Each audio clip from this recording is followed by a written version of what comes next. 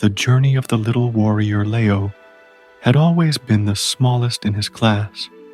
While his classmates ran fast, lifted weights, and played ball with strength, he was always the last to be picked for teams. But the worst part wasn't being left out of the games. It was the words that echoed through the school hallways. "Leo, that guy can't even carry his own backpack. A strong wind could probably knock him over."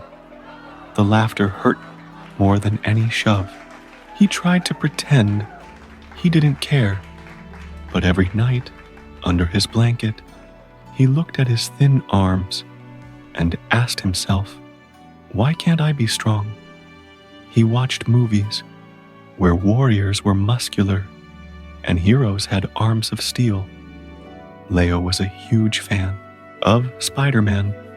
He had seen every Marvel movie and identified with Peter Parker. Peter was also a skinny nerd no one respected. The popular kids only saw his weaknesses, never his strengths.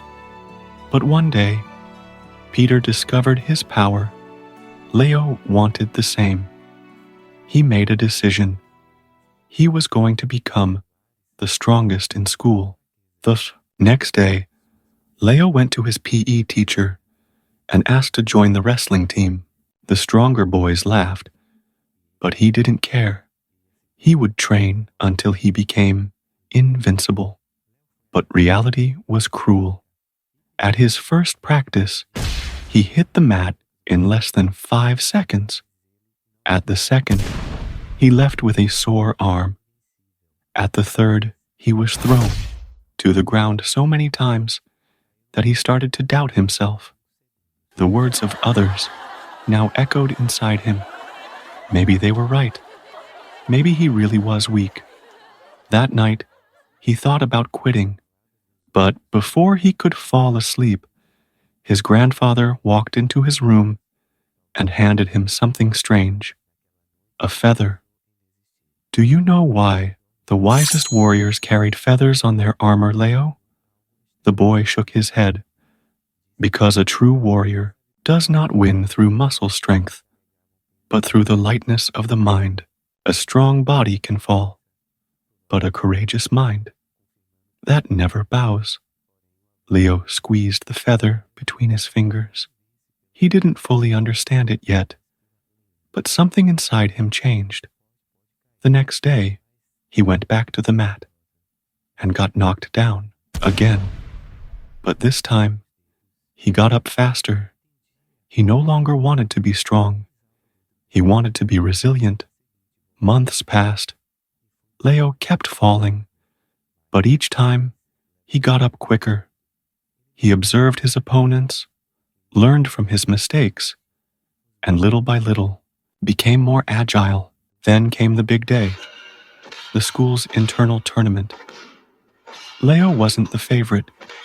He didn't have big muscles, but he had something no one noticed. He never gave up.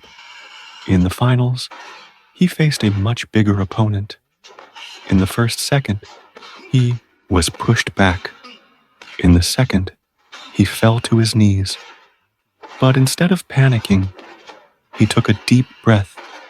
He remembered the feather. A warrior does not win through muscle strength, but through the lightness of the mind.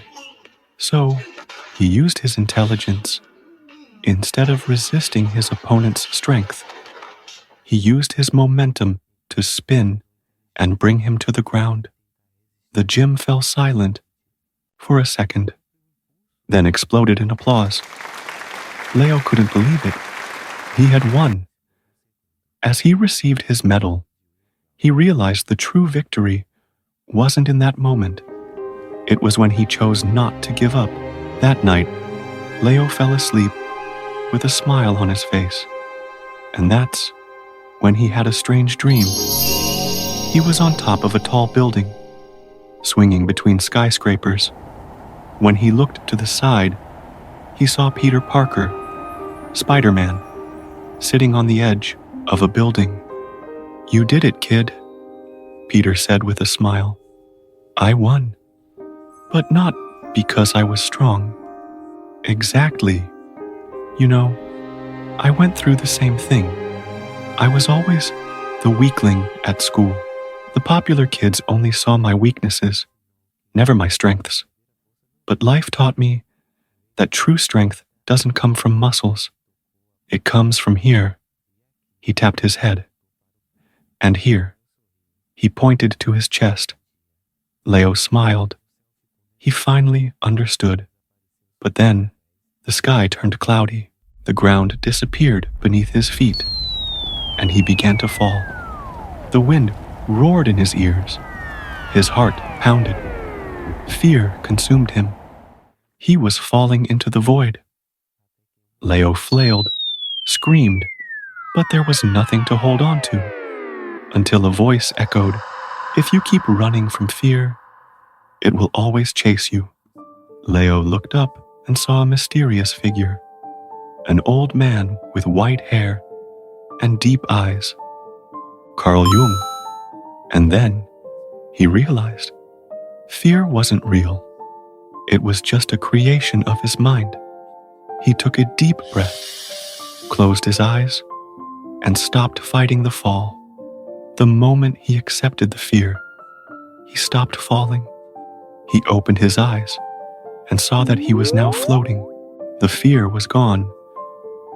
You are standing before something very important, Leo. Do you know what this dream means? Leo shook his head, confused. Dreams are messages from your unconscious. They speak of what your conscious mind has not yet fully understood. My unconscious? Yes, it holds everything you feel, think, and experience, even when you don't notice. The Spider-Man who appeared to you isn't just a movie character. He is a part of you, a part of me. You always admired Peter Parker because you saw a reflection of yourself in him. Your unconscious used that image to show you something. You were already strong. You just needed to believe it. Carl Jung then placed a hand on Leo's shoulder and said, "Until you make the unconscious conscious, it will direct your life, and you will call it fate." Leo woke up in a cold sweat, but feeling something different, a clarity he had never felt before. He got up, looked at the feather his grandfather had given him, and smiled. He finally understood. Leo's story teaches us something profound. True strength is not in the body, but in the mind and heart.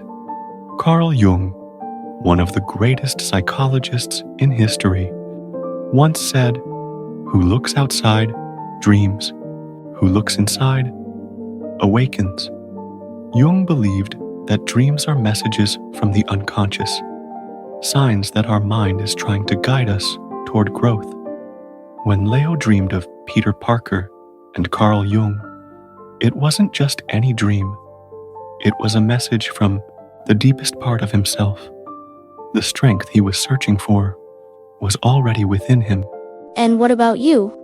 How many times has your unconscious tried to tell you something and you ignored it? So, are you ready to be a real-life warrior? And hey, dear human, don't forget subscribe to the channel, hit the like button, and turn on notifications. That way, you help Attitude de Sabiduría grow, and YouTube will understand that this video is important, sending it to more amazing people like you.